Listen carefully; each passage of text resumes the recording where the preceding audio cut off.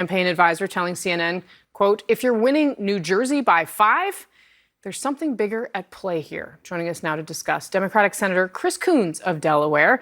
He's a co-chair of the Harris campaign and was a co-chair of the Biden campaign before the president exited the race. Senator, thank you very much for being with us this morning on what I know is a tough morning for the campaign and for your party. I have to ask you, how do you explain the sweeping victory for Donald Trump and for the Republican Party? Well, Kasie, it's still too early to know in great detail exactly what led to this electoral outcome. But from what I was seeing and what I was hearing, a big focus on the economy and inflation, and frankly, a lot of folks not recognizing the real progress that was made by President Biden and Vice President Harris.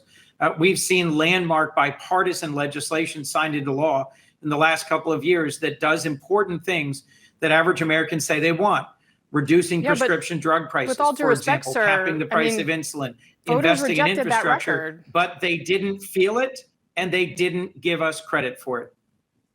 Sir, a source familiar tells me that Kamala Harris, the vice president, is going to call Donald Trump today to concede the race. Have you spoken with the vice president? Have you spoken with President Biden? What can you tell us about her plans to concede, her plans to speak, and also anything about the president's reaction? I can't speak to what Vice President Harris is going to do. I don't want to get ahead of any announcements that she may make. I think it's appropriate that those who win and those who lose have respectful conversations and that we pursue an orderly transfer of power in our electoral system. I did talk to the president, I think it was just yesterday, and he was in a positive place. He was looking forward. He was optimistic about the election outcome. I haven't spoken to him yet today. There's a lot to do in his remaining weeks, and I know that he is hopeful that the legacy of the progress he's made overseas in strengthening our alliances here at home in investing in the middle class have some chance of continuing and moving forward. And I'm going to continue to both defend his record and advocate for his style of politics, his belief in the middle class, in rebuilding our country and our economy from the bottom up and the middle out, and in fighting for a bipartisan vision of how we can come together and make a difference for the country and the world. Sir, there is already some anger bubbling, some recriminations out there, as happens in any situation where a candidate loses.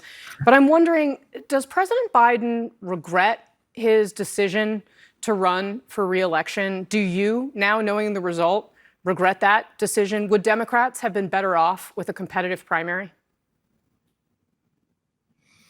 Look, I think it's hard to look back and talk about what could have or might have or should have been. President Biden has a very strong legislative record of bipartisan accomplishments. Our economy is the strongest of any coming out of the pandemic. And the American people felt sharply the loss, the economic damage that was the result of inflation. Around the world, incumbents have lost re-election in a dozen other democracies and countries. And I think there is a populist and a anti-incumbent wave because of the impact of both the pandemic and the recovery from it. And I think President Biden did a strong and a capable, even a masterful job of pulling us out of the economic depths of the pandemic. And I frankly think that he did a great job of healing our democracy after January 6th and putting on the boards a lot of accomplishments, investments in our veterans and strengthening our economy and investing in research and bringing manufacturing jobs back to our country. But we are going to have to sit down as a Democratic Party and look hard at why that didn't compel more folks to come out and vote for Democratic candidates, both in the Senate and in our presidential candidate, Vice President Harris. Senator Coons, we're unfortunately out of time now, but I do hope you'll come back. We have so much to talk about, especially Ukraine, all of the other issues facing our nation in terms of foreign policy in an upcoming Trump administration. So I do very much appreciate your willingness. I know it's a tough day for you and others. Thank you very much for being here. It is.